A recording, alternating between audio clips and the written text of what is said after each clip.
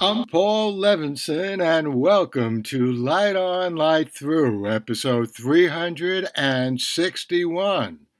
Cora Buhlert and Joel McKinnon return to have a conversation with me about the second season of Foundation on Apple TV Plus.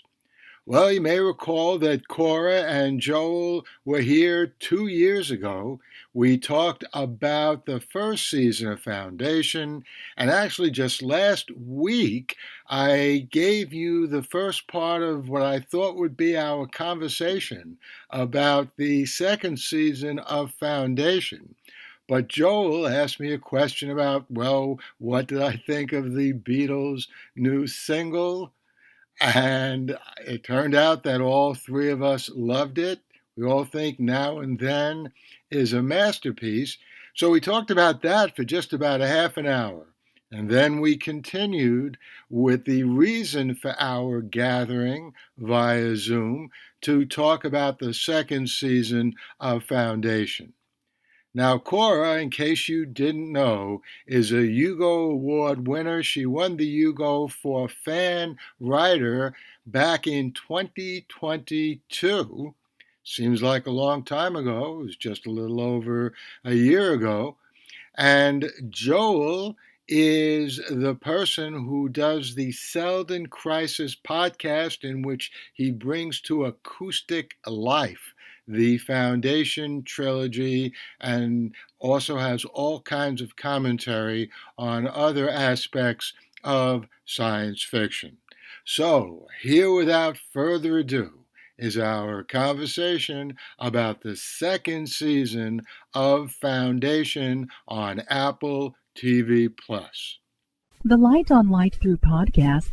So let's now switch to the second season of the Foundation series on Apple TV Plus. I don't think they played any Beatles music in that series. And in case anybody's wondering why the Beatles were in Doctor Who, by the way. Oh, you're right. That's right. Yeah, they were in Doctor Who, and they made the joke back then that some young woman from the future said she hates classical music, which was a really funny joke in 1964 or 5 or whatever it aired. And nowadays, of course, so even back then, they knew the Beatles were going to last forever. Yeah, that's a good point. But actually, on this subject, I think I can't remember. I have a vague recollection. Maybe one of the two of you remembers. Didn't they, in one of the episodes of the second season of Foundation, play some current song, or am I confusing that with something else? Oh, I think you must be confusing it with something else. You're not thinking of the Orville. Okay. I mean, Foundation didn't. I think it was must have been something else. Foundation only had this instrumental score by Bear McCreary. Yeah, no, I know the Orville, of course, but no, it was Star Trek Strange New Worlds that at some point they had like a musical. It was like a slight. Yes, I never saw the one. musical one. Yeah, I still have not watched the musical one. I've just been afraid to. Well, look, I'll tell you, we'll keep this in the Foundation part of our conversation. The Foundation musical. Now that would be something to see.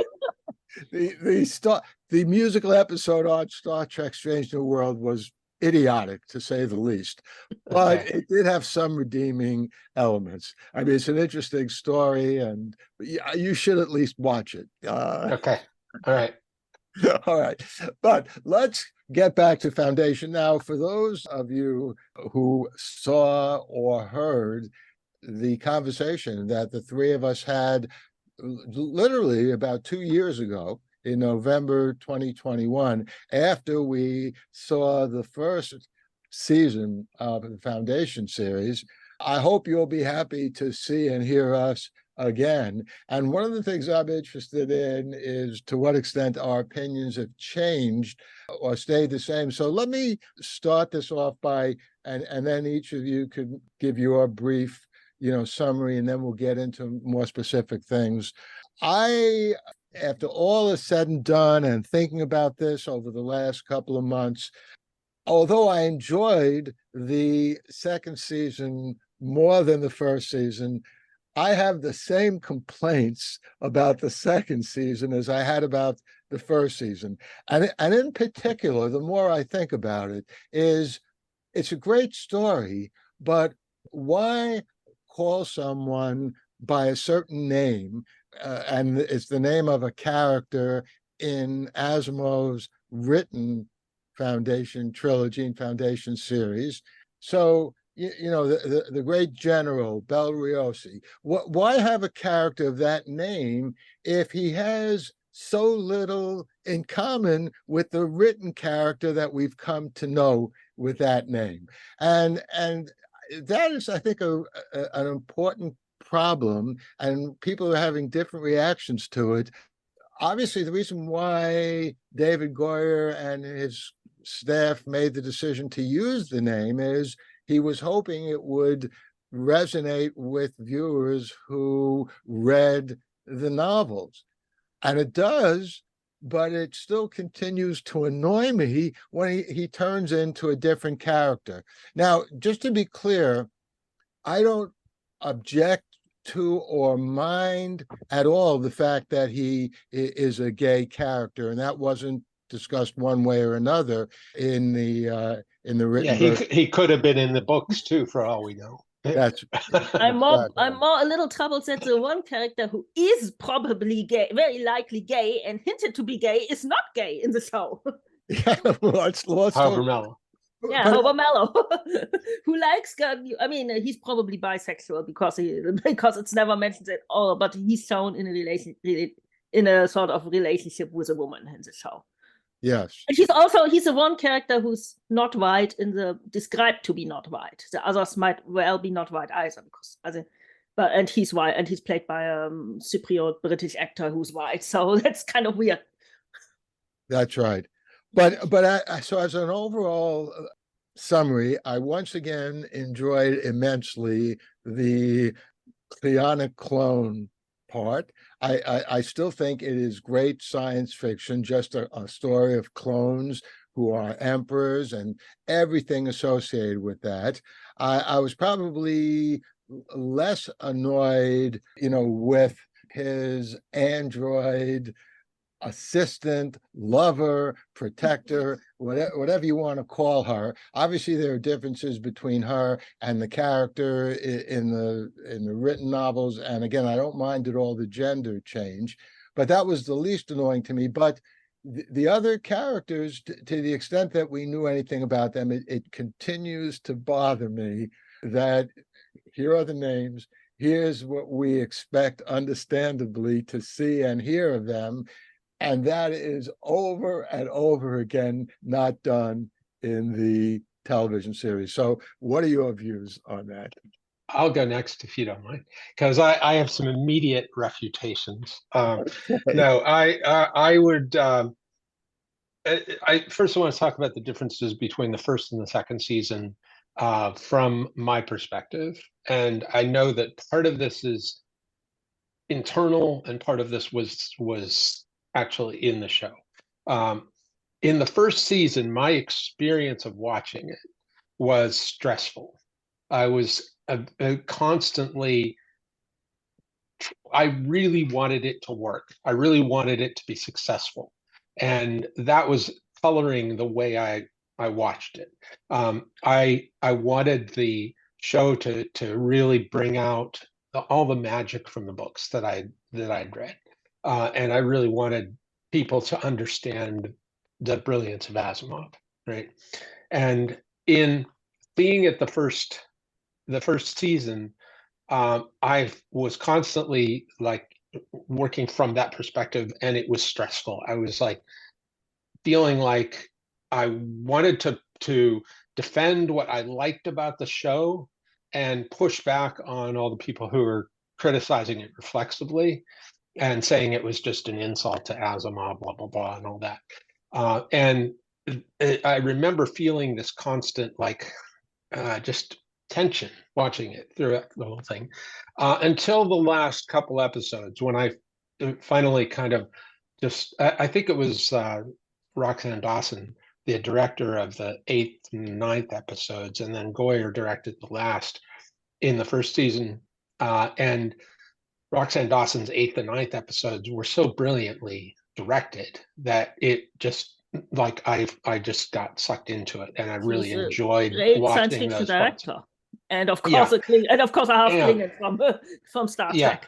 but what I realized afterwards, thinking back on the season, is how I kind of realized how much I had ruined it for myself by having that tension. And so I just said, what can I do about the second season?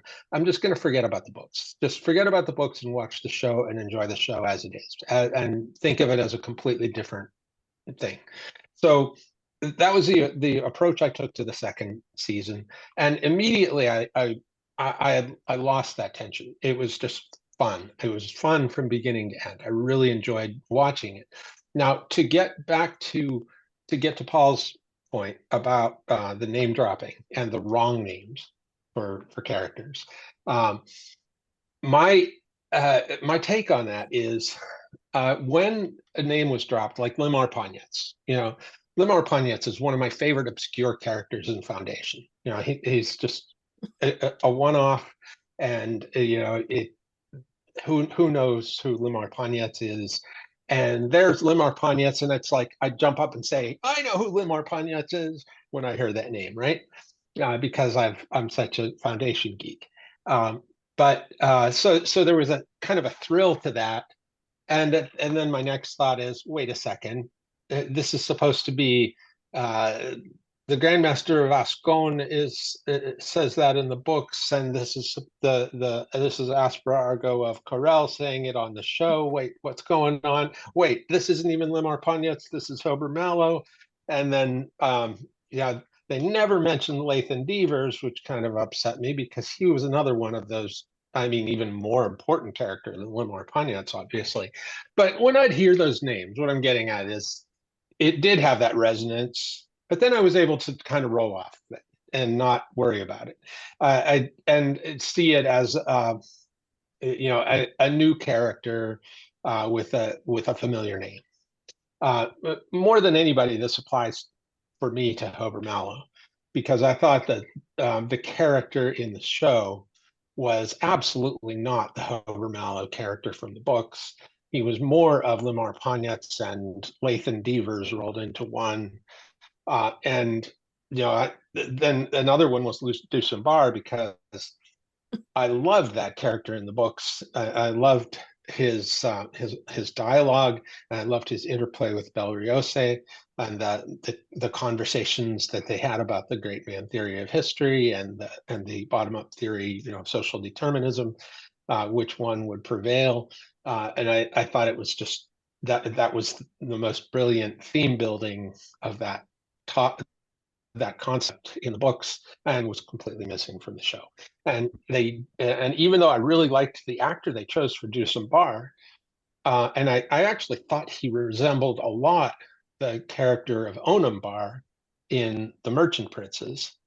I thought he was a great character. I hated that they killed him off right away because he's supposed to have. I mean, it's okay for I was Onum actually Bar. screaming at the screen, you can't kill him, we still need him. Yeah. If he was Onum Bar, then it would be okay to kill him off, even though that's the opposite of what happened in the books. Because I remember that really touching scene where Hober Mallow secretly goes back and leaves a cache of goodies for Onum Bar, and when he leaves his after that brief visit with him. And instead he kills him in this one, but it's Drusenbar. And so, there's a lot of that amalgamation of characters and calling out names just for name's sake, just to be, because this is supposed to be based on Asimov's Foundation. That's a little annoying, but it's also kind of fun at the same time.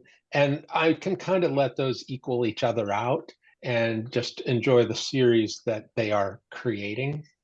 And the other big difference from season 1 to season 2, I don't think had anything to do with me and my perception of it. It was that it just was better done. The whole second season had better production values, better pacing, better I thought it had better balance between all the different storylines. The first one was clearly dominated by that Cleonic dynasty storyline, which was incredible. And I thought that the foundation side of things really kind of was suffered in comparison. In the second season, I found, like right from the start in the first episode, that the switches between Hari Seldon in the Knife and the Prime Radiant, and the fight scenes and the sex scenes with Demerzel, and all the Empire, the Trantor stuff, and then the things happening between Gail Salvor and the other Hari. I really liked how they went just from one to the next to the next to the next, and came back. It kind of had a rotation between these that just felt so much more smooth, and like really like one story, one big story with a lot of facets. And I felt like it maintained that through most of the season. There was always like they were always touching all the different parts of the story pretty equally, and there wasn't that imbalance. So to me, that's the part of the show that I thought was really well done, and made a big difference between parts, the seasons 1 and 2. I'll let you speak. Before we get to Cora, let me just say I agree completely that it was better produced and overall more enjoyable. But for me, that discord that you were able to put aside, the very fact that the names have a resonance disabled my ability to put it aside. So, that could just be a question of personality, and, whether or not that works might be due to the viewer. Well, another thing is that we're seeing this from book readers' perspective, and we're not the main target audience of this show, in that Goyer knew that to make it successful, he had to entertain not just Asimov readers, but people who had never read Asimov, right? And I think that's the much larger demographic that he had to be entertained, right? And if you think about it from the perspective of those who haven't read the books, they don't care about that. Right. They don't care about the names of the characters. They just care about that it's self-consistent, right? So I think that was a trade-off, and he knew he was going to piss off some of us. Yeah, fair enough. I mean, but I would also say the only reason that he or anyone got to make this series was because of the recognition that the original trilogy and the series that ensued received. And, otherwise, if it had just been another, there are really very few science fiction novels like that. Dune is the only one actually that comes to mind. I'm sure a lot of people will be furious that I even say that, because they can think of something other than the Foundation series and the Dune series. But I do think those two are the titans of science fiction series. And therefore, it's not surprising that both of them have had the reincarnation into, in one case, Dune, several movies, and in the case of Foundation, into this television series. But let's go to Cora. Yeah, I'm kind of in the middle of both of you, because when I heard our Foundation starting off again, and it was at a time when it was stressful for me because I've had a lot of personal stress. It's like, oh God, not that again and again, and it's probably just going to make me angry. But my teenage self would never forgive me if I didn't at least watch it, because I also enjoyed the second season more than the first one, and it was generally better made. It also it had a few different, Jane Espenson, who worked a lot with the Joss Whedon shows, and was one of the main writers in the second season, and she's a very good writer, which is also why I'm so, because it's obvious that the people who work on this, Josh Friedman, David Goyer, Jane Espenson, Eric Carrasco, those people are very, very good writers. And they're obviously, they have read Foundation. You know that they've read it. Also, otherwise they wouldn't know who Limmer Ponyitz is, or Esper Argo, and so on. And the frustrating thing again is, as a show, it's good, it's fun. A lot of the plot lines were great. And also the actors they've got a ridiculously good cast, even in tiny roles. For example, the guy who plays Espargo, Philip Glenister, is a British actor. If you've seen the British original Life on Mars and its sequel Ashes to Ashes, he was a police officer.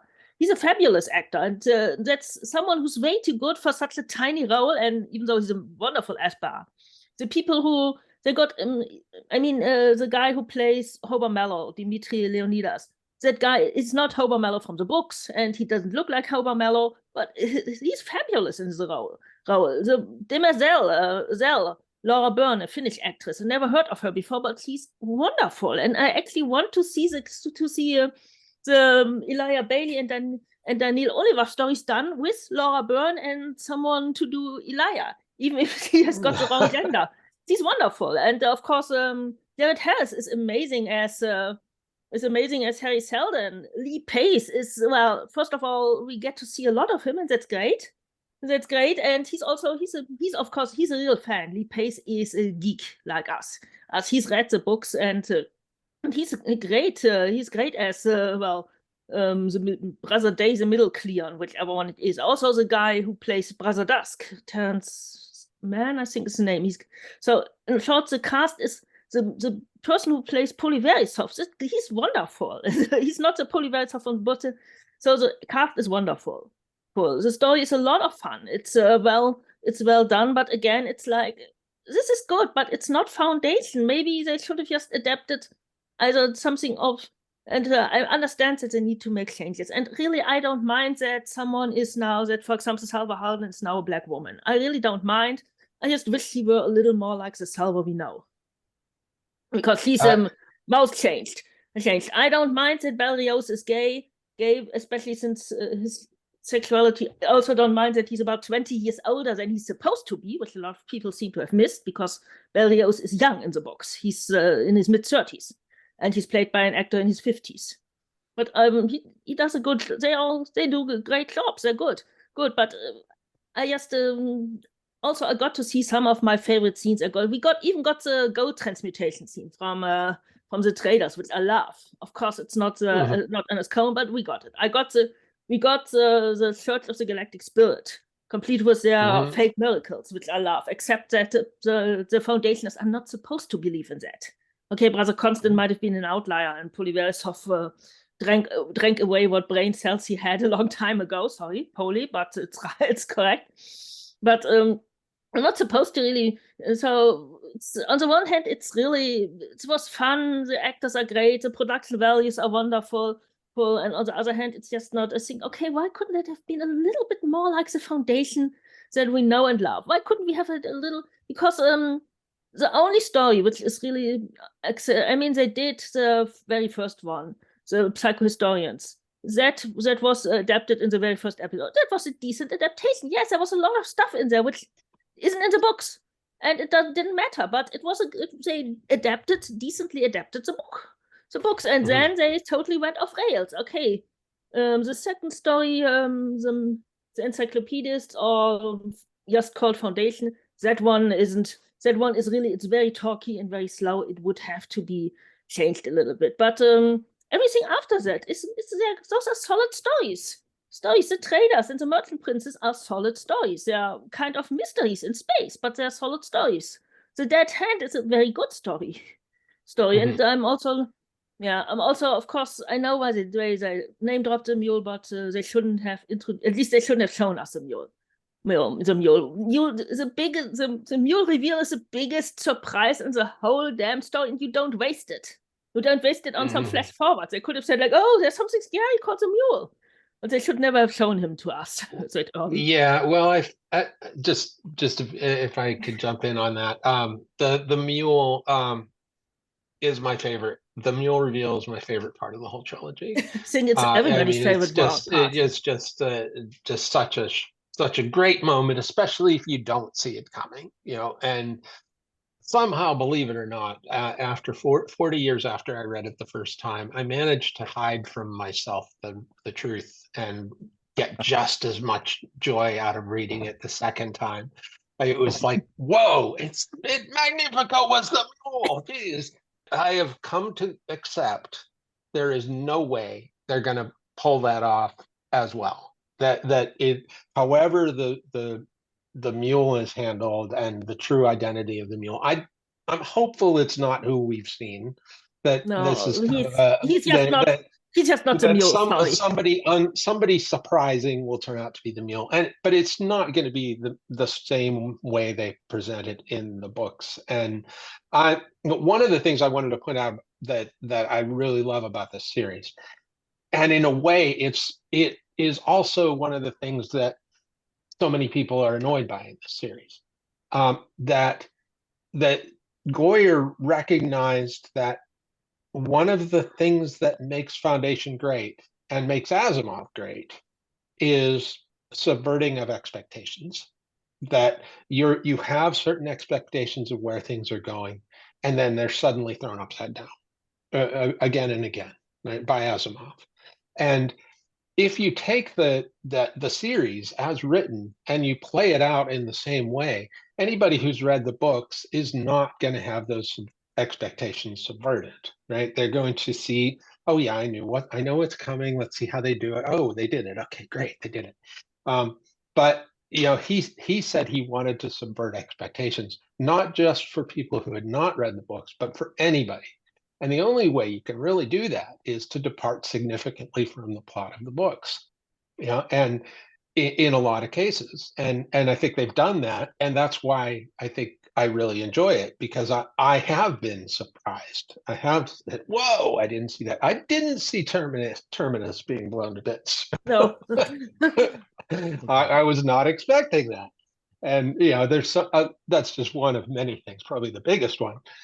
But that to me is an important element of it, of making it as fun as reading Asimov or close to it, is you have to have that surprise element throughout, and the twists and turns that you're not expecting. There was something else I wanted to point out, but I was going to say about Lee Pace. I was just reading through the transcript of one of the official podcast things, and Goyer was talking about that scene. I think it's in the third episode, where there's like a state dinner for Queen Sareth and Rue, and they have the three people playing the harps in the background, and they're discussing the politics and everything, right? And Sareth is being very ballsy. I don't know how to. She's saying things that are just like not appropriate, and that is, like Rue says, she's trying to talk herself out of marriage, right? And that there was a thing where they mentioned that Lee Pace saw the dialogue for it, and he was supposed to be really annoyed by her in that scene.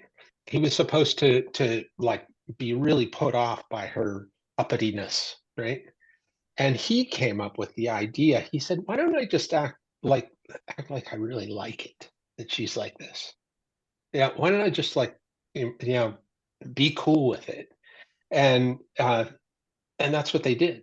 They made it so that he was like, "No, I think she's appealing with this aspect of her character," and I think that built so much more into his character in that way, and it's purely from Lee Pace, his own dramatic understanding of what would be really an improvement to that. The three actors who play the Cleons because they play different versions of the same person, and because this character, this Brother Day, is not the Brother Day we saw in season 1, and we saw 2 Brother Days in season 1.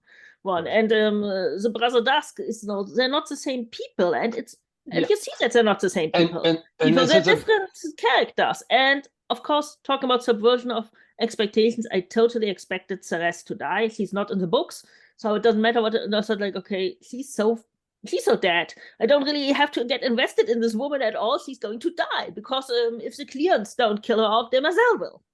But she gets away with it. And even Demoiselle actually lets her and Dawn go with, okay, go away, never bother me again, have your babies. I will just let me run my empire as my programming demands.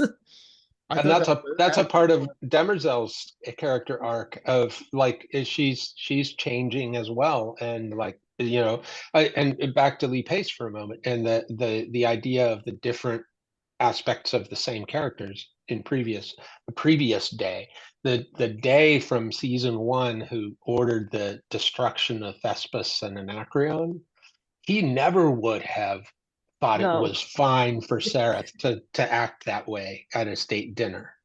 He would have had her put to death on the spot, or yelled her to death like he did with that mathematician or whatever, the statistician.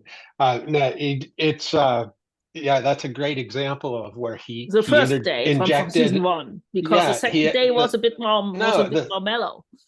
Yeah, the second day, the guy he really created a different flavor of that character, and that was a big part of it. Of course, the most devastating thing is that he thinks the day from season 2 he knows the great man theory of history, and he thinks he's a great man who's going to change everything, and he gets deflated first by Harry Seldon, who says like, yeah, they're outlaws, but sorry, dude, you're not one of them, and then even worse by Demerzel, the woman he's in love with. And he has this who's kind of, the relationship is kind of creepy because he's partly sort of his mother and or mother figure, but she's also his lover. And the thing is really that Demerzel deflates him with, oh yeah, you're defective. I'm really sorry. I feel responsible for you being defective. I thought having sex with you would change it, but sorry, I can't help you. You are so. He's not the great man of history. He's not the Cleon who's going to change everything. He's part of the plan, just another pawn, and also he's not. The Cleons aren't ruling anything. Demerzel is controlling everything. And yes, this one who thought he was a special Cleon was actually the defective one, which is so, that's something Asimov would have liked a lot, even if he never wrote it. Yeah, no, I agree with all that completely. I do want to, though, get back to the mule. And I've said this actually in a couple of interviews on other podcasts about the Foundation television series versus Asimov's original trilogy and the subsequent novels.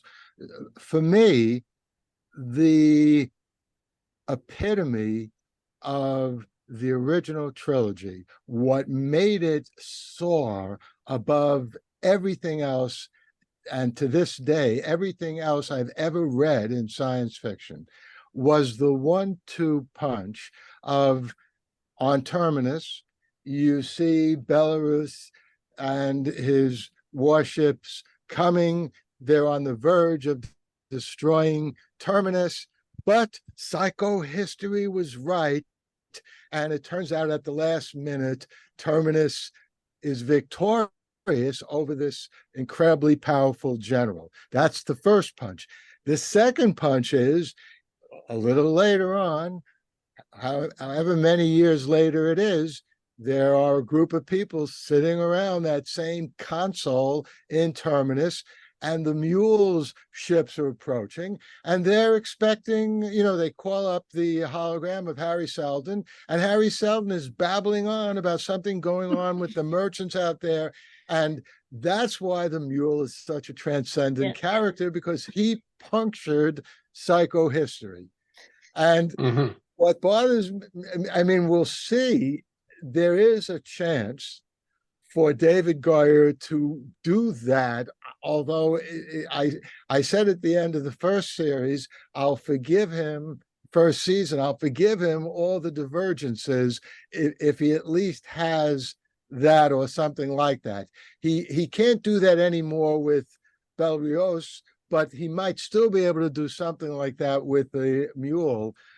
And so that remains to be seen. By the way, as far as who the mule was, I agree it would be ridiculous if what we saw of the mule is the mule. Right? There is a guy who is wearing what I think of as a sinister hat, like the door post. He looks like a bad villain from a really bad cyberpunk movie. Exactly. And the mule is absolutely, the whole point of the mule is that he doesn't look like you expect the monstrous warlord to look. He's described as looking like he's described that way. But remember by whom he is described that way. He's described that way by someone who has every reason to lie, which is, of course, exactly right. It's so wonderfully done. Asimov was a mystery writer. We all know this, that he Mhm. was a mystery. And the Foundation stories, and also many of the early robot stories, they are structured a lot like mysteries because it's about withholding information. And that's also why the mule reveal works so well, and later the second Foundation reveal when we learn where it is, which is another thing they should never have come up. So Right. it's okay to introduce the metallics, but they shouldn't have come up.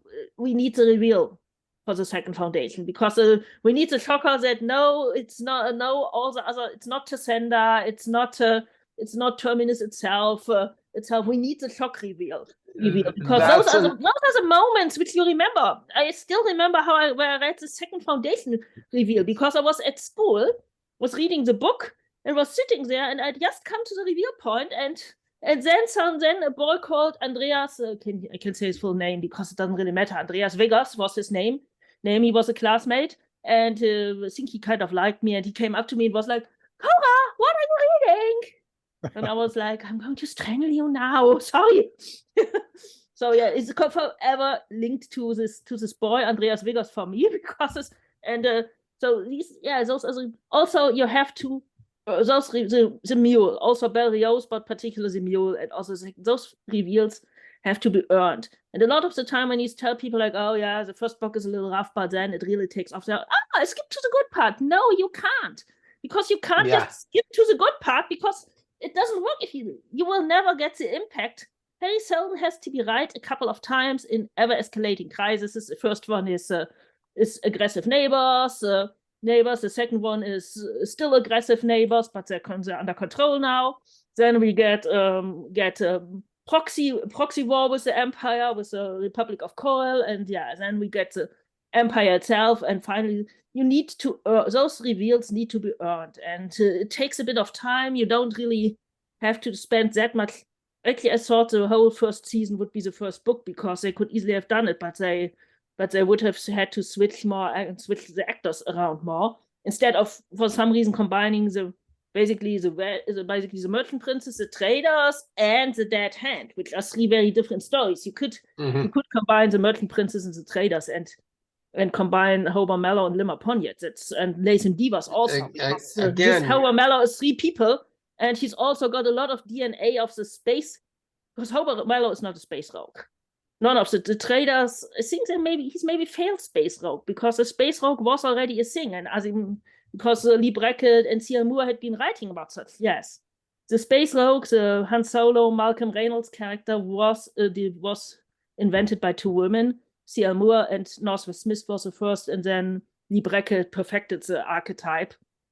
And I think maybe Asimov was trying to write such a character because they were contemporaries. Moore actually was writing earlier than Asimov was, and Brackett was writing at the same time. They were contemporaries. They knew each other, but I think Asimov really wasn't the type to write. So Hober Mallow is a space capitalist. And so to a degree is Limmer Ponyet. And Lathan Divas is, the guy who doesn't really get to be a capitalist and really doesn't really get along with the Foundation and has a terrible fate, which, yes. I thought Lathan Devers, this Hober Mallow in the show was much more Lathan Devers than anybody else. Yeah, he wasn't Hober Mallow at all from the books. That's right. I would have liked to see Hober Mallow from. I mean, I love this Hober Mallow. He's a great character. He's wonderfully acted. Also, I loved his relationship with Brother Constant, who's also, he's not in the books at all, but Brother Constant is wonderful. So I love it. Except that I wanted this is one scene I did not. I wanted the naked sunbathing and cigar smoking scene. That's the one I really would have loved to see with. And the character's actually in there, I think. It's because you have the Chaim Twer or Chaim Twer and Chaim, or whatever he's pronounced. Yeah. And the other one, Lorraine Sut. They actually are there as the two flunkies of Director Cernak, who's not in the book either. I'm not sure why they couldn't just call him Sut. But his two flunkies are actually are there. One of them is a woman now. So you have these people there, just like you had Louis Perrin in the first one. But they just don't play the roles they're supposed to play. Yeah, let me just say, as far as the Second Foundation is concerned, that's another. The Second Foundation is in effect a character in and of itself in the trilogy. And so I'm glad, Cora brought that up, because I think what Goyer did, there's a consonance of what Goyer is doing between bringing the mule in and bringing the second foundation. And it's almost as if, and I have no idea why Goyer did that, but he was so eager to get the best parts of the foundation I series. think he's not sure if he might actually get to tell those stories, Yes, because that's right. it's an extremely expensive show. Who knows if it's not going to get canceling shows left, right, and center, shows which are successful, shows which are cheaper, Yeah. and he doesn't know if he actually gets to tell those stories. That's right. But I think he sort of ruined it to some extent. Again, not to keep sounding like such a critic, but the idea that the second foundation was located in Trantor, was one of Asimov's more brilliant moves. That was very surprising. And my first experience with Joel's work with the Selden Crisis was listening, to the Beta Daryl, Katie Daryl episodes. And I also really hope we get to Arcady, because I was about the same age as she was when I first read those stories. So because she's the one character I really identified with, simply because she was the one character that was offered to me. And also, whenever people say Asimov doesn't have women, I said, like, okay, Beta Daryl, Arcady Daryl, and of course Susan Calvin. I loved Susan Calvin as a teen. A lot of people say, like, oh, she's so cold and so distant. But I liked Susan Calvin. I was a teenage girl. I was a teenage nerdy, geeky girl who thought all the other girls were stupid because they were into boys and fashions and always loved Dirty Dancing, which is actually a pretty good movie, but the wrong people liked it at the time. I'm also good with all of those stupid girls from the time. They all turned out to nom. But I was like, okay, I don't want anything to do. And there was Susan Calvin, and she didn't need boys. She didn't need makeup. She had those wonderful pale eyes like liquid. I actually went to my chemistry teacher and asked him, what does liquid nitrogen look like? And she said, like, it's white. I said, like, white, just white. Just told him, but there's a character which has eyes like that. But anyway, Susan Calvin was sort of, she did important stuff. She built robots. She had no use for any of this romance entanglement stuff. So yeah, I loved her for that, simply. I know a lot of people are like, oh, we don't like her, but also she was cleverer than all the guys, and sort of. That's another thing I really want a proper. When they did the I, Robot movie with Will Smith, they had the woman from Blue Bloods who plays the daughter from Blue Bloods, Tom Selleck's daughter. I like the actress, but she's absolutely not Susan Calvin. She's got brown eyes. They should have taken Meg Foster's too old now, but she has these extremely pale eyes, Meg Foster. She would have made it wonderful. She was actually the sort of person I envisioned, because I'd seen her in the 1987 Masters of the Universe movie. So I was a woman with a Meg Foster and her very pale eyes. So she's what I imagined Susan Calvin would look like. But yeah, I hope we get Susan Calvin and Powell and Donovan doing robots troubleshooting one day. My fantasy is that, and this is, I'm realizing this isn't going to happen, but what I always hoped was that when this series came out, that it would become super popular, and there'd be the full 8 seasons, and then there'd be spin-offs and reboots, and one of the reboots would be the real Foundation story, exactly as Asimov wrote it, and that it would be, and then there'd be like the robot stories and all sorts of things, like a whole Asimov universe. I think what they were hoping for was that it would be the next Game of Thrones, because a lot of the fantasy and science fiction shows that have been greenlit were supposed to be the next, everything from Westworld to The Witcher to Wheel of course, the Wheel of Time people are also complaining that their stories. I've never read I've tried to read it. It's not for me. For me, but Wheel of Time, they complain that their story is inaccurate, but it's a lot more accurate than Foundation is. At least the characters are still the same people. There's some changes made to powers and so on. Like I said, I haven't read. And The Witcher, I've only read the first short story collection, and I think that's a pretty good adaptation, even though it's not a full thing. But all of these things got greenlit because Game of Thrones was we only got Game of Thrones because the Lord of the Rings movies were a success. But the mainstream audience that watched Game of Thrones, they're not watching Foundation, they're not watching Wheel of Time either. They've moved on and watched Succession or The Bear or Bridgerton or whatever. All of these, they watch other shows. Also, I think you can't bet on the mainstream. I call them the mainstream audience now because you can't bet on these people. Their tastes are fickle. It's a miracle that they latched onto Game of Thrones and that we got what we got. But it's not the next. And with Foundation, I always wonder. I've also written this on blog. Who's this for?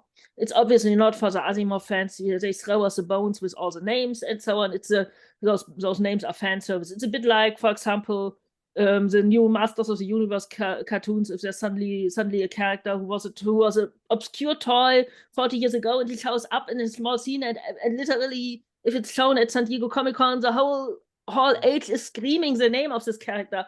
It's that sort of thing as if they mention Limmerponiet or Asparg or something. That's fan service for us. But they're not making the show for us, which is fine. There's not a lot of us. But they also actively pissed off a lot of. I mean, Paul Krugman, who's a huge Foundation. Because there may not be a lot of Foundation fans, but a lot of Foundation fans have gone on to become really interesting and also important people. So yeah, they're actively pissing off a lot of Foundation fans, are just very much frustrating us.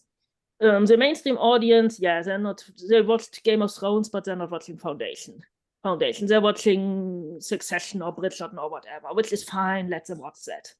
And then there's the general genre geek audience, and a lot of them actually hated just the idea of adapting Foundation because, Asimov was a white guy and he was a sexual harasser, which is always like, yes, of course he was, but it's not as if Asimov's roving hands are going to reach out of the TV screen to grab you, and it's so white and so stale, and even though so you can't. Those people might enjoy actually the show, but they're not going to watch it because there's this weird idea that any kind of science fiction before 2000 or whatever the cutoff is, it's all racist, sexist, whatever. It's wrong. It's a shitty idea, and I've been fighting it for years now. But you can't. These people would have been happier if you, for example, adapted the Imperial Red trilogy by Anne Leckie, which I would have loved to watch. Or if they'd done the N.K. Jemisin Broken Earth trilogy, another one I would have loved to watch if they did it. But they are not at the Asimov level yet. Those we'll get in 50 years when the people have moved on and say like, oh, we don't want this old-fashioned early 21st century stuff anymore. Yeah, I agree with all that. By the way, Paul Krugman, who's a Nobel laureate in economics. Yeah, okay. Cool. Yeah, I pronounced his name this German way. Sorry. Yeah, right. Krugman here. That's right. I think he watched like 15, 20 minutes of the first episode, and he said, "This is horrible. I'm not going to watch it." This episode was actually pretty good and also fairly accurate. That's right. That was what's really, if he bailed then, I wonder how he would have survived this endless pilgrimage thing on the spiral, which was like, please. Exactly. And he said basically that his work in economics, he said and wrote this, was inspired by Asimov's psychohistory. That's why he became a Nobel laureate. I never won a Nobel Prize. I only won a Hugo, but that's pretty cool. But I studied sociology because I also wanted to do psychohistory. It was like, okay, this is cool. And when I considered what to study, I mean, it was a minor subject. My major was English, but minors were sociology and cultural studies. And I actually did sociology because I thought, okay, the Foundation people are sociologists. That's something cool. That's something I want to do. So, and it has inspired a lot of people. Paul Krugman and Elon Musk. Okay, we hate what he did to Twitter, but he was inspired. Newt Gingrich, not exactly a good person either, but a very terrible person inspired by Foundation was Osama bin Laden. He's an Asimov really fan. Yeah, wow, I never heard of that. I think the English is the Arab translation of Foundation, so he named his terrorist group. Yeah, he also made the mistake of thinking that he's a great man of history, which he was not. But I mean, all sorts of people, including some very offbeat people, are huge fans of this. I think regarding Apple, Steve Jobs was a big fan. Of course, he's dead now. And so a lot of very important people and people who went on were inspired by these books to do, to do things, not always good. They sometimes did terrible things like Osama bin Laden. Others went on to win Nobel Prizes like Paul Krugman. So he's which is also why those books are they've been so impactful for generations. And I think something which hewed a little closer to the original stories would still have worked and still could have had the same inspirational impact on audiences today if you can persuade them to watch it. Yeah. Well, Listen, I want to see more of the series, and I'll watch the third, fourth, however many seasons there are. And this might sound like slightly spiteful.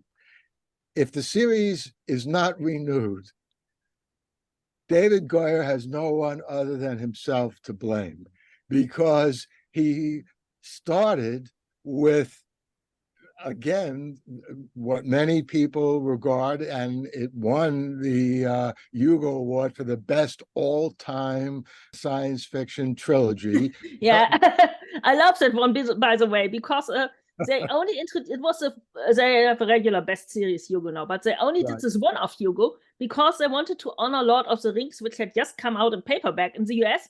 And everybody loved it, but it was no longer Hugo eligible because it had been missed when it came out in hardcover in the UK.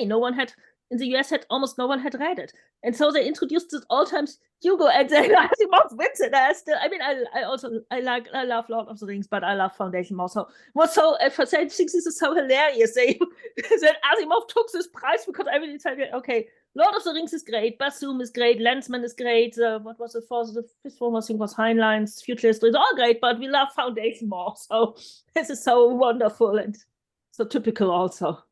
Absolutely.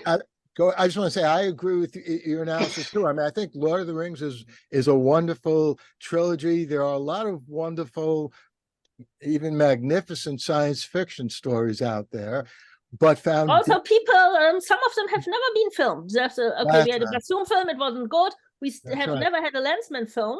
And we've had a Green Lantern film, but that one was shit as well. And no one has ever done Heinlein's. They've done very little Heinlein as movies for some reason. I want to pick up on a point you just made, Paul.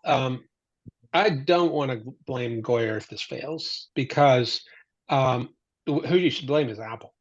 Because it's not Goyer. Because really, this goes back to the main point I wanted to make about how, when Goyer pitched this to Apple, they said it can't be an anthology.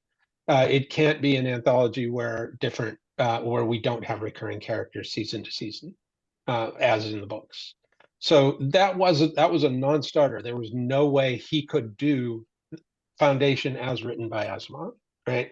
He had to make significant changes in the plot to get the pitch approved, right? So it's really Apple's requirements to bring in millions of potential viewers by having recurring TV characters. Executives being stupid. That's a common exactly. thing. I mean, and so considering that constraint, I think he made the best of what he could do with the material. The one thing I would change, as if I was producing this show from the start, is something very simple. I would not say at the beginning in the beautiful introduction thing, I would not say based on the novels by Isaac Asimov. I would say inspired by, because that's a very slight. That's probably a legal thing. That they have to say this, just as they have to list Robin Asimov in the credits. Yeah, well, Robin Asimov. Let me say about Robin Asimov. I don't know her from Adam. I did meet Isaac Asimov. I talked to him. I have the postcard. I don't know Robin Asimov from Eve. So, but I am surprised that she allows her name to be put on. Yeah, I think she gets a lot of money for that, and that's good for her. Good for her. I want her to have money. Have money, because her dad wrote a lot of stuff which made me very happy. But I mean, Asimov has terrible luck with adaptations. Fantastic Voyage. Let's not talk about that one, even though it's half very regular, but the book is also not very good. The I, Robot movie and the Bicentennial Man movies both are not very good. I agree. Foundation, at least, this is well made. Also I think honestly, Robin Asimov says things like, okay, she's laughing all the way to the bank, is what I think, and Yeah, that's good for right. her because I want her to have money and so on. It's just I wish that there would have been a better And show. It's a little bit more like her dad's work. and Let me I just think respond to Joe. Let me say one quick Robin's thing. okay. Go ahead. Yeah, and then I want to hear what you have to say. Here's why I disagree with what you just said about not blaming David Goyer. He could have had his cake and eaten it if he had made the innovation of the cleonic clones, and that would have been a departure from Asimov, and those would have been actors and actresses, and even let's throw Demerzel in there. They could have continued throughout it. I've had the least problem with that because, first of all, I think it's great science fiction, and as far as Demerzel is concerned, I mean, the truth of the matter is, in the novels that followed the trilogy, he didn't play such a great role anyway. He had an important role, but not so. So that would have been a good way that David Goyer could have satisfied what Apple wanted without basically deforming the whole rest of the Foundation. Yeah, but we to don't know me, what to me, let me- TV executive interference Let- is because because we know. Sorry, but a lot of media. For example, the reason we never got until the X-Men movie came out in I think 1999, we never got superhero team movies. So we had superhero team because they said like, oh, but it's way too confusing to have more than one superhero, and now we have the Marvel universe simply because someone said okay. And in this case, it was Marvel themselves, because who were in the position to do it, to say like, okay, we're going to do this. We're going to tell these interconnected. Now suddenly everybody wants to do it. And also, of course, anthology shows, we have anthology shows. We have these American Horror Story and whatever they're called, American Crime Stories. There's a lot of these. Or we have Black Mirror. So yes, audiences are a lot smarter and they accept a lot of things, and things are a lot smarter than TV executives often think, or movie executives. And this is not the creatives, this is not the directors, the writers. They know that audiences are smart. It's the people up there it's people like this. Okay, he has nothing to do with Foundation, but he's obviously David Zaslav, the Warner Bros. CEO, who's one of the most hated people in Hollywood, at the moment. This person has zero imagination and apparently hasn't even watched his own movies. And it's people like those who also apparently. And we don't know what happened behind the scenes unless what Goyer and Friedman tell us. And Goyer, Friedman, and his writing stuff. Those, like I said, those are good people. Jane Espenson, Eric Carras, they're good writers, they're good screenwriters, and they've obviously read the stories. And yeah. I want to get back to Paul's comment on the deformation of the plot. Okay. What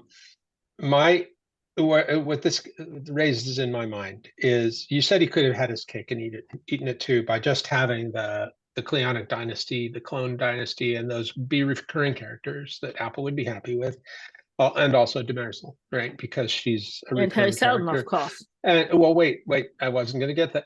That's where I'm going. If you just had the clones, the clone dynasty, and you just had Demerzel as the robot, and those are the continuing characters, that would not deform the plot significantly that much. I mean, you could still have pretty much the same story. You're right. But Hari Seldon is the big deformation of the plot. The fact that Hari Seldon has agency as an AI, continuing beyond his life,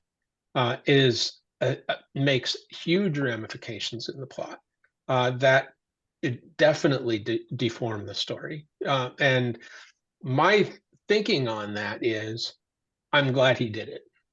To me, and I think Apple was very glad he did it, because Jared Harris is the big draw. And that means Jared Harris can be in season after season after season, right? I mean, he would have been there anyway, but only as a holographic guest appearance. Right, and that wouldn't be the same a lot at more all. to do. That he's an AI now. Yeah. So to me, that's where David Goyer made something better than the original cake by coming up with something that could be it could be something entirely new. It makes it a new story. And this is my main point. This is not the same story. This is not the same story told by Asimov. This is a brand new story inspired by it. And this is one of the ways that you can take a core story and create something completely new out of it by adding something that didn't exist at the time it was written. There was no such concept anyone had of an AI that would live forever and continue. Well, maybe, I don't know. Cora, Well, you might have some. Daniel kind of lives forever. Yeah, but but this was in the 1980s expansions. He was not supposed to be as immortal as he turned out to be in the early 50s. I mean, the idea of a human being uploaded and becoming digitized, and living beyond their time, and continuing, basically living potentially forever as a digital creation, right, from what they were. So to me, that's a something where he's updating it to something that is that takes current technology into account. That's something that's like people are thinking about now, and making a story out of it that you couldn't do otherwise. And so I'm glad that Apple put those constraints on him, because it made him come up with this kind of idea. And to me, that's what makes Asimov that's what makes the story. Here's my point. Yeah, here's my point, that the Foundation TV show we're seeing, I think, is a wonderful show, and I'm really glad it exists, and I look forward to seeing it year after year if it does. But going back to my fantasy, if you think about things like Frankenstein and Dracula, right? Those were like great, like old stories that were created, or maybe not ancient old, but 100-year-old stories, and they were turned into schlock, basically, because they were, it could entertain the masses to make them the way they were, as the Frankenstein movies and the Dracula movies and all that stuff. There've been some good ones. And it created a buzz around that stuff. It made it like real, like people are like crazy about vampires. People are crazy about monster movies and all that stuff. But you get a zeitgeist, building on this, and at some point, you're like, it becomes big enough that you can have somebody go back and say, I'm going to read the book, the original book, Frankenstein by Mary Shelley, and I'm going to produce a movie and call it Mary Shelley's Frankenstein, right? You probably couldn't do that from the start. That wouldn't be the way to start the movement of making something like, big, for generations. But it's something you can afford to do later, to go back and do. And so that's where my fantasy says, make this like huge, make this the Asimov cinematic universe, so that somebody somewhere along the line, 10, 20 years from now, is inspired to pick up the original trilogy and read it and say, I'm going to do this story, and I'm going to call it Isaac Asimov's Foundation, right? Yeah, that could still happen. It could still happen. I appreciate that, and I'll say, I mentioned Dune. There was a Dune movie made in the early 1980s. I actually thought it was 1984. Right, thank you. I thought it was pretty good, but I agree with most people that the current, two-part Dune movie is a lot better, and it's a lot. There was also a TV series in the middle somewhere, which was I think it had a very young James McAvoy, but otherwise it was pretty forgettable. Yeah. But so I think that's a fair point that Joel is making. But let's conclude this, and let me just throw this question out to the two of you, because I think this also gets to the heart of it. I agree with you, by the way, Joel, about that. It's the Harry Seldon that deforms it, and for better or worse, I think for worse. But let's go even one step deeper than that. Could you tell me, each of you, where you think the psychohistory is in the television series, because I actually don't see it there. In other words, another thing about the original trilogy was it was unbelievable. I just mentioned it earlier. The Bellriosi converging, with his fleet on Terminus, and he suddenly defeated. That was Asimov's brilliant philosophic invention. That's what got Paul Krugman so excited about the story and made him become a Nobel laureate economist. So I honestly, I'm not even being sarcastic. I see a few glimmers of psychohistory in the television series, but that's about it. And I would be interested if either of you see it more clearly than I do. And because of that alone, forget about the fact that Belrios is a different character. Forget about the fact even that Harry Seldon is a different character. If only this show for me had the vibrance of Asimov's psychohistory, I would feel better about it. Okay, I can take a stab at that. I think you have a point in the first season. I think that the way they introduced the concepts of psychohistory, I mean, in the first episode, they brought it out strongly as like what it's very much like in the books. But as the season went on, they kind of seemed to drop it. It just didn't seem to be that important. And then, at the end of Hari steps out of the vault and blah, blah, blah, it says, I predicted all this generally, right? But I can see that argument about the first season. But and I even felt like when I watched the first season, that was where some of that tension came from, was like, did he even read the books? Is Goyer even like a fan of the books? To not really get psychohistory to make it the main point. And this season, I felt like there was a lot more about psychohistory in it. There was a lot more of Hari Seldon describing how the individual doesn't matter, and that what matters is the plan, the long range movement of forces that he has predicted through his science. And he describes it. You don't see it. I grant that you don't see the collapse of Bellrios's attempts to destroy Foundation, which is a great, vivid demonstration of the power of psychohistory in books. You don't see that in the show. And I think that's a failing. That's a partial failing of it. I think that's partly a product of the plot being so completely different that it's very hard to recreate that just in that same with powerful way that it was done in the books in the general. But one thing I think I've learned from the first season and the second season is to be patient. And I'm really hoping that patience is rewarded by a third and a fourth season at least. And if we get a third and a fourth season, then he has time to have psychohistory become even more important. And it still can be.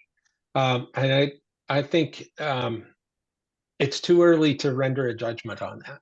I think out of all the Asimovian concepts in this, I think psychohistory has been brought out a lot, at least in speaking about it and in describing it.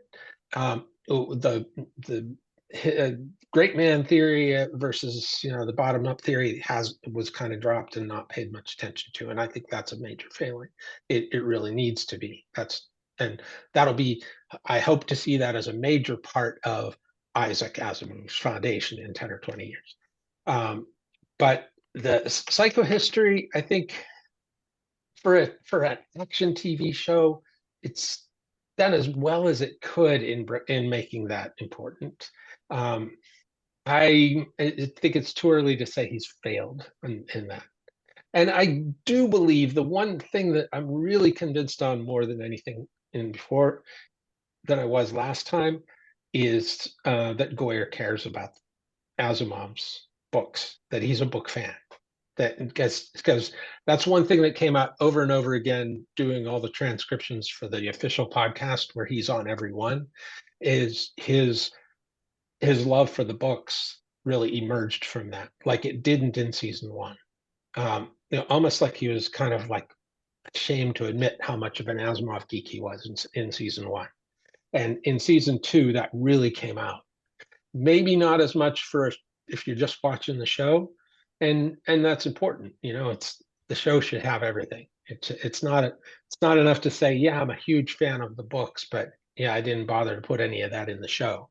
I think he's trying to get those things into the show, but it's hard. It's hard to get them in a way that works with the deformed plot and all the action you need to satisfy viewers these days, right? Hopefully. All right. But I'm on the edge. I'm on the fence on that. Yeah, well, psychohistory is explained usually by Harry Seldon several times through the series, beginning with a trial scene in the very first episode. So they clearly know how to, and he clearly explains everything like individuals don't matter, it's a greater trends, and the anti-great man of history series thing. It comes up again and again. There's just a problem, so they obviously know how it works. There's just a problem. The show or the writers also tend to forget it. For example, making both Gale and Salva Hardin in the books is a very clever person, but because in the book Salva is male, or let's just say they are not special in any way. If Salva hadn't been the person who'd been the mayor of Terminus at the time of the first crisis, someone else would have done it. That's very clear. Just as Hobo Mallow isn't special, or Limmer Ponyet, they're just the right person in the right place at the right time. But if they hadn't been there, someone else would have been. And they're not. None of these people are super special. And Gail Dornick is basically just a sounding board. Gail is someone who introduces us to the concept. And I'm not sure why they are keeping Gail around for so long, especially since they've got a great cast, but she's one of the weaker links in the cast. She's kind of she's whiny. She's frequently I actually like Salva more, even though Salva is not very much like the person we know from the books. But Gail is the weak. But these people are not super special. None of them are. They're just at the right. The funniest thing was when they got Hobo Mallow in the story, and the vault literally had this graffiti written on it, "Get Hobo Mallow," and there's no way Harry Seldon could have predicted Hobo Mallow's existence. Of course, it almost seems that they backtrack, like, oh crap, we forgot how this works. Let's give some explanation for this when Salva contacts Harry in the vault, and says like, oh, someone said the name Hobo Mallow. Who is that? And he was like, oh, that's interesting. Let's see if this helps. It literally seems as if they had to retcon this because they forgot. So this is a problem. They know how psychohistory works. And of course, also the funniest thing is that it's how the Cleons are basically deflated, all of them, because that's the other antithesis of the great man theory of history. Cleon for the first thought he was such a great man that he would have to be great forever. The other Cleons are his puppets and Demerzel's puppets and don't really know it. And the Cleon who wants to change everything is basically the defective one who's not going to change and who basically gets kicked out of an airlock in a very satisfying scene. So yeah, it's so this isn't the story kind of so it's torn. They know how psychohistory works, but then they have to bring in like, oh, but Gale is super special and Salva is super special, and also they're related, even though and they don't have to be super special. I mean, at least they don't tell us Hobo Mallow is super special. And he also, they don't have to be super special. They just have to be smart. They're all smart, intelligent people, but it's always very clear that if it hadn't been them, it would have been someone else. And again, for me, this is also part of what made the great person theory of history, although it usually was a man, but there were women always, great women too. The great person theory of history was already mostly on its way out by the time I was in high school, but Asimov deflated it really a lot earlier by saying it's a greater trends. And the larger populations, it matter a lot more than a single great man or great woman. I mean, we see this with which actually happened 34 years ago today. Today, the Berlin Wall was fell. Today. Berlin Wall. It was today, yes. Today is the anniversary. It was also my grandmother's 70th birthday. And she got the best present ever. She was actually from what was then East Germany and had come to the West sometime in the 1950s. And that was her 70th birthday, and she got the best present ever. She was from near Dresden. And this is it. It really happened today. And it's an interesting example because a lot of the time they say here like, oh, but Ronald Reagan ended. So yes, Ronald Reagan did play a part, as did Gorbachev. If someone else had been in charge, and Ronald Reagan actually played probably the least part. He was mostly militant. Sorry, but he was. Classic. But Gorbachev was really important. If there hadn't been Gorbachev, it would have gone. But the greater trends were there. The people were getting restless, and they were getting, and also there was a lot more contact from beginning in the 70s between East and West via school exchanges, cultural exchanges, city partnerships. There was more contact. The people could get to know each other, realize, oh, we're not really that different, but the people in the West are having better lives. So there was a lot of, and also the slow economic collapse, there was a lot of greater trends. And if it would have happened sooner or later, maybe not then, maybe not the way it did, but also again about the wall, how it opened. This is something, it's because it was really a chain of a chain of unusual events. There was this press conference by Günther Schabowski, and I saw it live on TV. I was 16 years old. I saw it live on TV, and he said like, oh, they can. And the idea was just that people could leave East Germany if they wanted to. They're not going to shoot you, and we're going to make it easier for you. But they did not want to open the borders for everybody and easily. And then some journalists said like, oh yes, and you can leave. And then some journalists said like, asking questions to the men. And Schabowski hadn't really looked at his notes, and he said, I think it's immediate. He hadn't checked his notes. And I said, like, I remember seeing this on TV and saying to my parents, like, did this guy just say what I think he said? And of course, lots of people saw it in East and West Germany. And they said, okay, immediate. So they started going. And in Berlin, it was, of course, first because Berlin literally had the wall in the middle. Some people only had to go maybe 100. So the people just went to the border checkpoints in Berlin and said, like, oh, but they said on TV, we can cross. And the border guards were standing there and were didn't know what to do. And they called the superiors and said, like, okay, what are we going to do? And the superior said, no, cut the cross, and we don't know anything of any press conference. And this went on, and there were more and more people arriving. And then one guy at the border cross point in Bornholmer Straße, where there's a memorial, and this guy also later got a medal for it, which he deserved. There was one border guard. Could have been an asshole, but he wasn't. And he actually said then he called his superiors and went for several hours, and they said, okay, I've got two choices now. Either I can shoot all those people and order fire open, or I can open the bloody gate. I don't want to shoot these people, I'm going to open the bloody gate. And everybody was waiting for someone to make a decision. And once one border checkpoint was open, they opened all of them. It literally took only a few hours. So yes, it would have happened anyway, sooner or later. But also it was the right person in the right place at the right time. It was this border guard whose name, unfortunately, I've forgotten. I would have to look it up. It was Günther Schabowski being too stupid to read his notes. Yeah. And it was a border guard who just said, okay, I'm not going to shoot people. It might have happened that some border guard who was an asshole would have been on the place and said, like, okay, I am going to shoot. But this guy just said, no, I'm not going to shoot. I'm going to open the. So yeah, it's a mix of these things, and Azim lived to see it happen. Reminds me a little bit of Petrov, the guy who didn't start the nuclear war. But can I get back to one thing Cora said in Foundation? Back to Foundation for a moment. The engraving of Get Hober Mallow. That you said something about how it seemed almost like a retcon when they explained how that happened. Well, this is a really interesting point to me, and this came out from those transcriptions of the podcast and listening to Goyer talking about how he came up with these things. Goyer didn't know how he was going to solve that. He wrote that scene without knowing how he was going to explain it. And this is really interesting to me because this is a lot like Asimov in that Asimov played fast and loose with like how he was writing the plot when he wrote a story.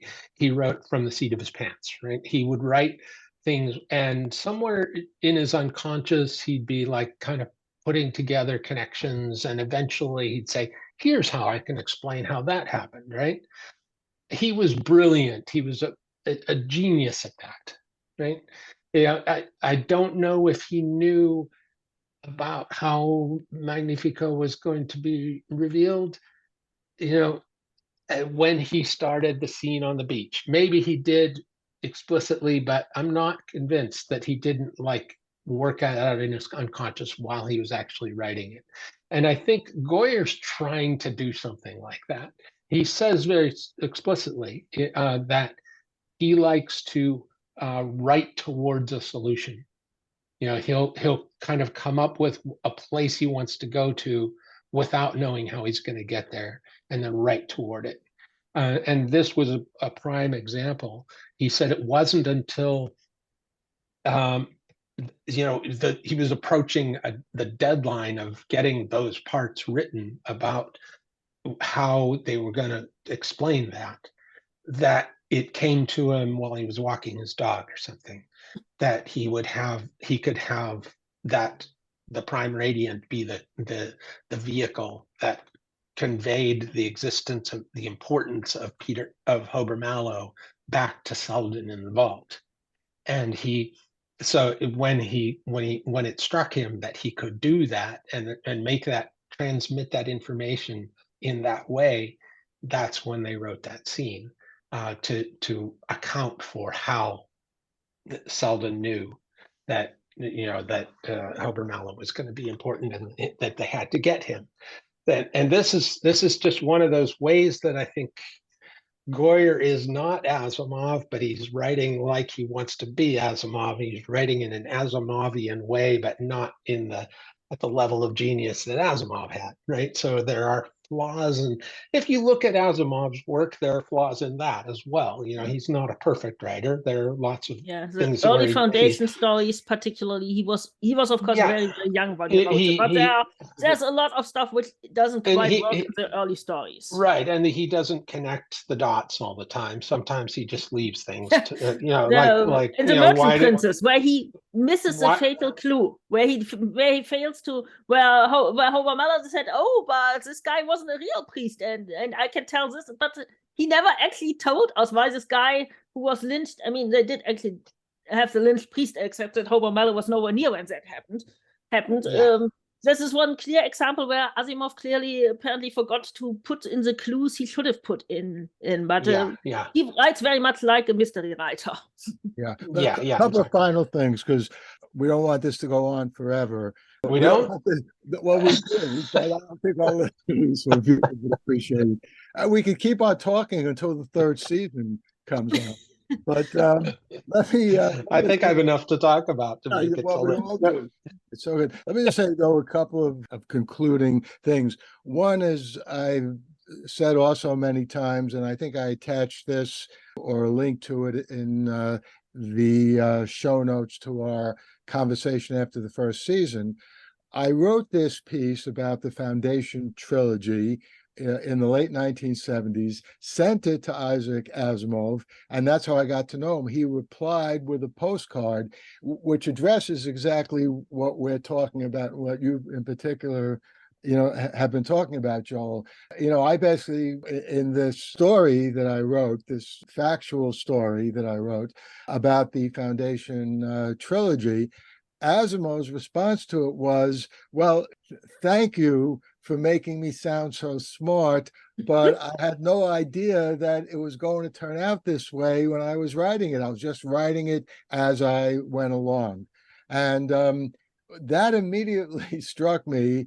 And I don't know to what extent I was influenced by that, or I would have been that way anyway. But just about everything I've ever written, I have no idea how it's going to end. I don't even know what's going to be on the second page, sometimes not even the next paragraph. I just make it up literally as I go along. And of course, as the story develops, I begin to have some ideas about where it's going. I might go back and change something.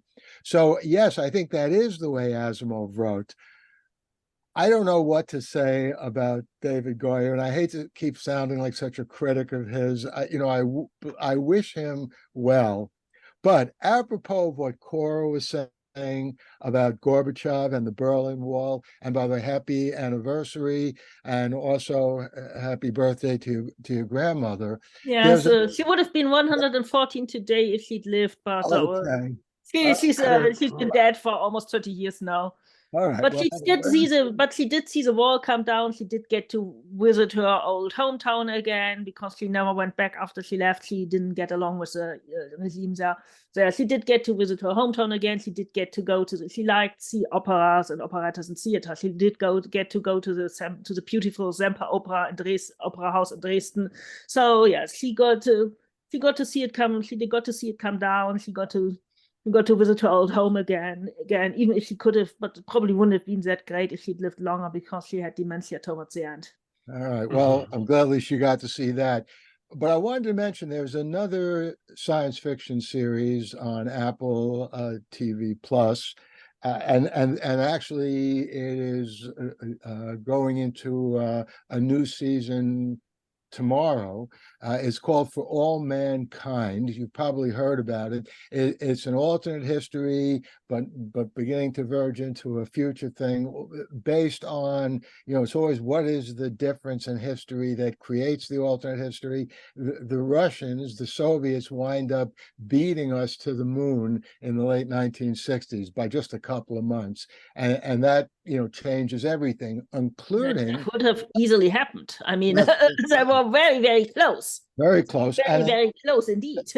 That's right. And one of the differences is that Gorbachev is not basically overthrown, at the end of the 1980s. And, Boris Yeltsin, becomes president of Russia and the Soviet Union falls apart, which of course has led to the deplorable situation in our world today where you have... I think it probably would have been better if if Gorbachev had been in, because had remained in, because then we got Yeltsin, who was pretty terrible, and Yeltsin paved the way for Putin, who turned out to be even worse. Exactly. That's exactly so again, the Soviet Union was probably going to collapse because I actually visited the Soviet when it was still the Soviet Union. I was at one of the first school exchanges with the Soviet Union as a teenager. It was just before the wall came down. I think it was literally we went to Latvia, which is now Latvia. Then it was, of course, the Soviet Republic of Latvia, and we went there when I was and it was maybe a month or two before the wall came down. So very shortly before, and even there you could see the unrest because the Latvians are not culturally also quite different from they're not Russians are even very close, and you could feel the unrest and that they did not want to be there. So I was not surprised that three Baltic republics declared themselves independent. Also wasn't that surprised by the various Central Asiatic republics, which are also different. I was a little bit surprised by Belarus and Ukraine, because especially Belarus is basically culturally quite similar. Especially Belarus is quite similar, and Ukraine is, of course, culturally similar but different enough, and to have a lot of bad blood and bad history between them. But yeah, that's something that could have. But again, I think it probably would have happened sooner or later, just in some way, maybe in a worse, bloodier way, but. I mean, at least the other countries the Baltics are fine. Ukraine was actually doing quite well until the invasion. Some of the Central Asiatic republics are doing quite well, so others not. But yeah. Right, I agree with you. It could have been in a better way, and with any luck in that. I mean, it was good enough the way it caused. The way the right. Eastern Bloc collapsed was simply amazing, because it collapsed almost without. The only bloodshed was in Romania. There was no bloodshed except in Romania, and we were quite. actually know a lot of Romanian people now, and I like them. It's a great country, but I was really angry at them at the time because, like, we managed this without the bloodshed, and you idiots have to ruin it by shooting. It was pretty bloody. Anyway, though, for all mankind has Gorbachev and the Soviet Union surviving into the 90s. So if you're interested in that alternate history, I highly recommend that. By the way, Ronald D. Moore is the person who is behind that. He of course, is responsible for the revamped Battlestar Galactica, which was and Outlander. And Outlander, that's right. Yeah. So maybe David Goyer should get in touch with Ronald D. Moore, and Moore can help Goyer out at least a little bit. In any case, today is here in New York. It's Thursday, November 9th. It's 4 p.m. And I think we'll conclude this now, but I certainly hope, and I know that Joel and Cora do, but I, as you know, probably even a worse critic of it than Cora, want to just say again, I'll eagerly watch the third season of Foundation. And if there is a third season, and I hope there is. They are in production, apparently. They were in production and had to break off production because of the SAG-AFTRA strike. So they were actually beyond, so they were in production, and I hope they will continue to produce. Yeah. And we will do our part by coming on after the end of the third season, whatever that is, and we'll see where we all stand Okay. All right. We'll make David Goyer, Josh Friedman, and everybody else feel bad again. Or maybe, okay, well, actually, we also praised quite a few of the people, especially the actors, so we are not making them feel bad. That's right. You're completely right. The acting is superb. And even David Goyer, I'm sorry for being so critical. You did do an amazing job, at least getting this off the ground. I just hope you do it a little better and fulfill at least Joel's vision a little bit yourself in the subsequent season. No, to be clear, I do not expect David Goyer to do Isaac Asimov's Foundation. I know. It's Someone somebody else, completely maybe. different that we have never heard of is going to do it. Because it's going to be 10 or 20 years. No, but you we didn't expect we'd get another that Dune would get another shot after the David Lynch movie of 1984. And of course, Dune was only adapted because Star Wars had been a success. It opened the floodgates for a lot of also interesting science fiction movies we might otherwise not have had. That's right. Don't think we would have had Blade Runner or Alien or any of those without Star Wars. That's right. And also, we probably would never have had Star Trek again without Star Wars, because the Star Trek movie was only greenlit after Star Wars. That's completely right. Good point. Yeah, and like Lucas got as much criticism for Star Wars as you're giving Goyer for this.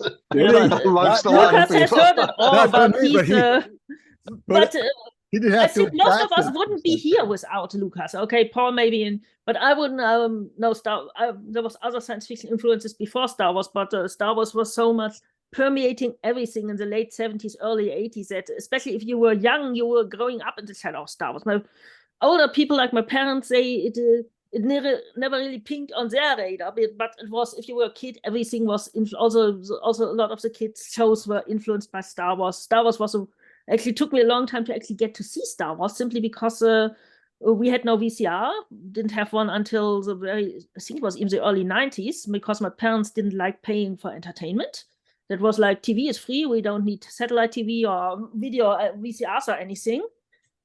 So it was quite difficult to actually get to see it, but it was always there in the background because the toys were everywhere and the posters in the movies, and it was everywhere, and just the actual thing was not so.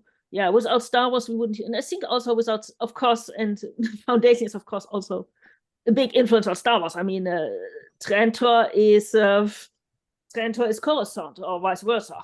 That's right. And it's also probably why seeing Trantor didn't really have the impact I thought it would have, because I'd seen Coruscant on in the various Star Wars TV shows and movies before.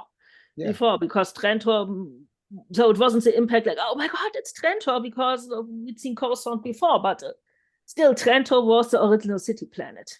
And it was a place where I wanted to move as a kid. I was like, oh God, I want to live there. No, there's a good I still want to visit that library. That's why. Yeah, the library. I I don't even need Stantor, but give me the library. Yeah, before he was killed by Arcady. All right, folks. Thanks so much. We'll see you back here in a year or two, Yeah. our viewers and listeners. Probably 2, because they had to Yeah, interrupt production. That's true. Thank you, Cora Buhlert and Joe McKinnon. I'm Paul Levinson. For those of you who are listening and you don't see the names here on the screen, take care and enjoy what comes along in the Foundation television series. There'll certainly be something in there that's good. The Light on Light Through podcast. And I hope you enjoyed that conversation. As I said at the end, I expect to be back here, I hope, either in 2 years or maybe even sooner with Joel and Cora again to talk about the 3rd season of Foundation. And who knows, maybe there'll be another Last Beatles single that will come out before then. And hey, we'll talk about that too. Now, next week, I don't know, maybe we'll have another interview or I might do another review. As you might be realizing by now, this Light On, Light Through podcast is now publishing on a regular schedule. I don't usually do things on such regular schedules, except teaching, where I have to show up at the same time every time I'm teaching, because that's when the class is officially scheduled. So I've been enjoying, for most of the history of this podcast, doing them whenever I felt like. But I decided a few weeks ago to come out with a new episode of Light On, Light Through every Tuesday afternoon, which also allows me to sing Tuesday afternoon. Don't worry, I won't sing that after every episode, but every once in a while. So, next Tuesday, you'll hear another episode of Light On, Light Through. As I was saying, it could be another interview, it could be a review, it'll be something good. In the meantime, stay safe, stay sound, and keep doing whatever you can to help Israel and Ukraine fight off the terrorists and fascists that are attacking their countries. The Light on Light Through podcast.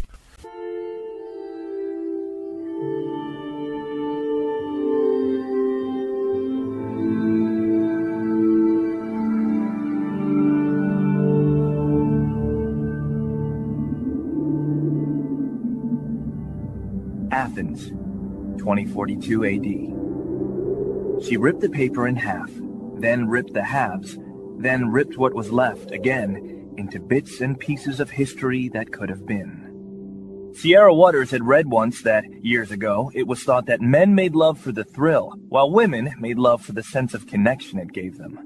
Curled Up with a Good Book says, Sierra Waters is sexy as hell. You can find out more about The Plot to Save Socrates by Paul Levinson at theplottoSaveSocrates.com.